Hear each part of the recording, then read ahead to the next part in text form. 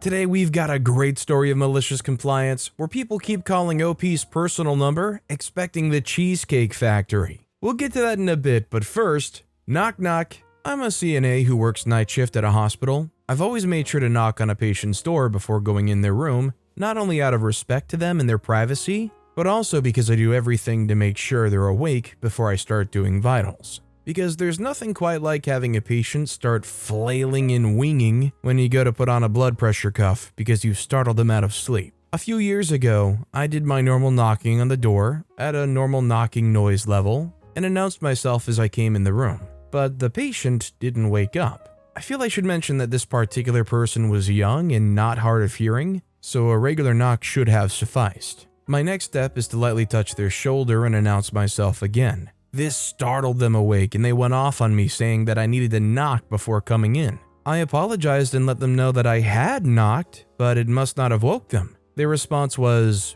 "Well then, you need to knock louder." After they were done witching about the knocking, they demanded some juice. I went to get what they had requested, and when I came back, I knocked on their door with what could be best described as just less than pounding. After all, they had told me to knock louder. Apparently they didn't like that either, and they fired me. I was fine with that. They'd been rude and demanding all night, so I was fine with not having to go back in their room anymore. Let's be real, a lot of times people in nursing positions just don't get the respect they deserve. Also, hi, I'm Steven, and if you enjoy awesome stories of malicious compliance, why not hit that subscribe button down below? That said, our next story is, my grandfather gave a British officer a Boy Scout salute. My great-grandfather fought in World War II. He was sent overseas to India at the time with his men. From what I can remember, he was just infantry for the US Army. I'm not sure his rank, but I know he wasn't an officer. While he was there, he and his men had to work alongside the British soldiers in the area, who at the time weren't the easiest to work with. They always stuck their noses up at his group and whispered less than good things behind his back. For example, they were just lazy Americans, surprised they knew how to hold a gun, things like that. Well, one day, one of the British officers approached him and his men, expecting for them to salute him. However, they didn't. He got offended and ordered them to do so. They laughed and told him he isn't their superior, so they don't have to do crap. So he reported them to their superiors, and they were told they had to salute the British superiors. So the next time the British officer approached, they stood at attention and gave him a salute. A Boy Scout salute. At the time, the officer didn't know what they were doing and just thought it was a personal salute they did. So he was satisfied. They never got in trouble or received any complaints after that, but they always laughed about it from that point on. And every time a British officer approached, they always gave the same Boy Scout salute. The officers always walked off looking smug like they won something afterwards. P.S. I know the story wasn't someone getting fired or getting screwed over, but it was a story told to my family that I always found funny, and I wanted to share it. Although most of those kinds of events come when you're younger in your rebellious years, let's be real, there's nothing more satisfying than finding a way to stick it to somebody, your own personal middle finger, and they don't even know and think you're respecting them. Our next story is Malicious Compliance Christmas Edition. I'm not very good at being maliciously compliant, so while I've loved reading the stories on here, I've never had a story I thought would fit enjoyably. That is, until I remembered Christmas many years ago. I've always enjoyed holidays, with Christmas being my favorite. My favorite thing about Christmas was trying to find the right gift for people. I would spend hours upon hours going from store to store trying to find that perfect present. I come from a large family, 8 kids, and in order to not break the bank each year, we rotated which sibling, and their families as we got older, we gifted presents to. This particular year, it was my turn to gift my sister, her husband, and their toddler daughter. I asked them what they'd like for Christmas to get some ideas. My sister answered with, "No clue." And her hubby told me, "Everything." I asked them several times and always got the same response. I asked my mom for their Christmas wish list. They didn't have one. So my hubby and I went shopping. I don't remember what we got for the toddler, some toy or clothes or both. For my sister, we got her the game Clue and made a nice no label to put in front of the title. Then for her hubby, we got him a card that said, "Sorry we couldn't get you everything, but here's a little something to get you started." He opened the package to find one of those toy shopping carts. We got them what they asked for. Honestly, I'm a terrible gift giver. I try to find things that they might like, but I never know what's like just a good gift to just give somebody. I hardly know what I want besides like money. Our next story is whatever you drink. Often, when someone receives somebody not accustomed to come to your home, the answer to the question, what do you want to drink, is a variation on whatever. Nobody wants to be judged by the other, and some people don't drink alcohol in private or despised it entirely, while others think that offering a liquor is the proper protocol, want it or not. A friend of my father's solved the problem. On his cabinet, he has a bottle marked whatever, which he'll serve to people giving that answer. The taste and the color is never the same, and it's often a strong spirit. When asked what it is, he said that he put all of the bottom of nearly empty bottles to that one, so he can buy a full bottle of the regular spirit. There is literally whatever in that bottle. I think the real reason you say whatever is because you don't want to go to their place and be like, yeah, you got grape Fanta, or do they only serve Pepsi products in this place? This next story is, fine, I'll put every item out. So my boss had pulled stuff from our storage room to put on our shelves. I, doing what I thought was right, put anything that didn't fit on the shelves back in storage. A couple days later, my boss says there's more for me to put out from storage. I noticed that there was almost all of the items I haven't been able to put on the shelf amongst them. They said put it all out, so I did. Are there items everywhere now? Yes. I did my best to keep it within its own price tag area, but there were just so many. If only I had a storage room to put the overstock. This is a retail setting that also has a pharmacy. Good luck doing inventory next week with everything everywhere. By the way, it's not like I'd put everything in a pile in the storage area. I'd put each item where it belonged.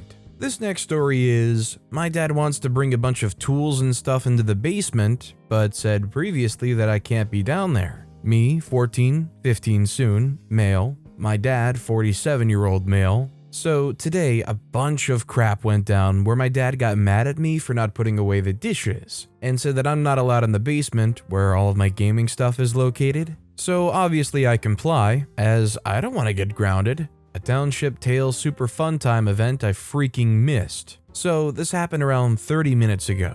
My dad asked me to take down empty Christmas decoration boxes, but I said to him, "You told me that I'm not allowed in the basement today." My dad said, "If you don't bring those boxes down, you'll be grounded for a month, darn it." I reminded him, "You said the exact same thing. If you go downstairs, so help me God, I'll ground you for a month." So either way, I'll get grounded for a month? That shut him up. Sadly, OP's only recourse is to open the door and fling the boxes down the stairs. What else is there left to do? Our next story is, my manager had me leave the new girl waiting tables on her own, so I took her at her word. I, 17-year-old female, am a waitress/server/cashier at a semi-local Italian chain. Not going to say which, but it's considered a specialty of the DMV area. I recently had to take a month off of work for health reasons, since I was in the emergency room and then had to spend time in inpatient. While I was away, there were huge changes at my job,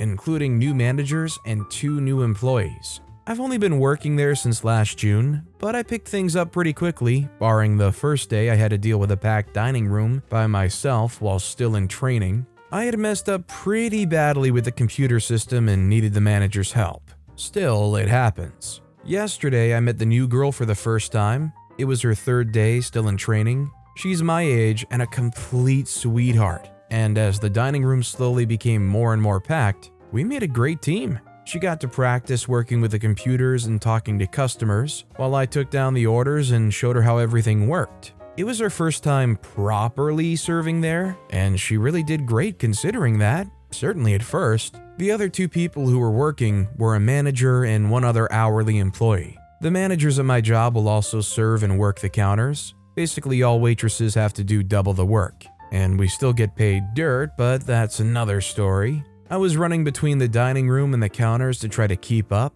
although we can only serve max 2 people at the counters picking up or placing orders at a time. It was to the point where my manager and her friend had bundled up and complained how cold it was, while I was flushed with my coat off, covered in sweat, cleaning myself up when dealing with the food, of course. The manager and her friend were sitting down together, alternating between scrolling on their phones and talking, only getting up to answer the phones when they'd already rung 5+ times, and having people wait at the counters to be helped for 10+ minutes. It was massively irritating, but I just didn't have the time or energy to confront them. Well, about halfway through my shift, my manager told me that I just can't go in between the dining room and the counter, and if I didn't pick one or the other, she'd withhold my tips for both, since I wasn't fully invested in either. Ouch. She gave me a choice on paper, but in reality made it perfectly clear that I was stuck behind the counter,